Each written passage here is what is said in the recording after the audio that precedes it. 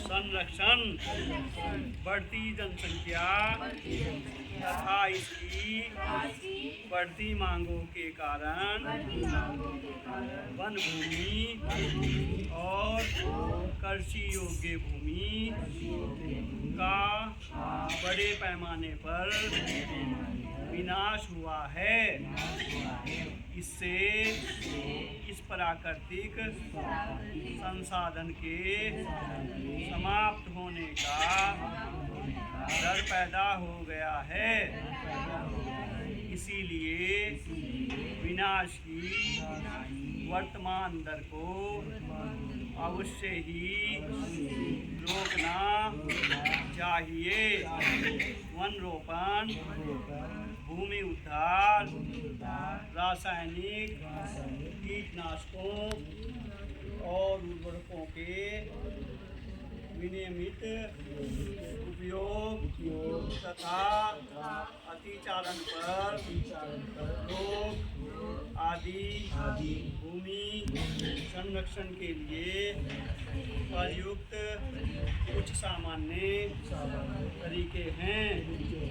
मृदा, पृथ्वी के पृष्ठ पर दानेदार कणों के आवरण की पतली परत मृदा कहलाती है।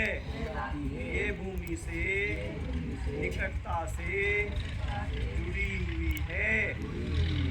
स्थल रूप मृदा के प्रकार को निर्धारित करते हैं। मृदा का निर्माण चट्टानों से प्राप्त खनिजों और जैव पदार्थ तथा भूमि पर पाए जाने वाले खनिजों से होता है। ये अपक्षय की प्रक्रिया के माध्यम से बनती है। खनिजों और जैव पदार्थों का सही मिश्रण मृदा को उपजाऊ बनाता है। मृदा निर्माण के कारक, मृदा निर्माण के मुख्य कारक जनक शैल का स्वरूप और जलवायिक कारक हैं।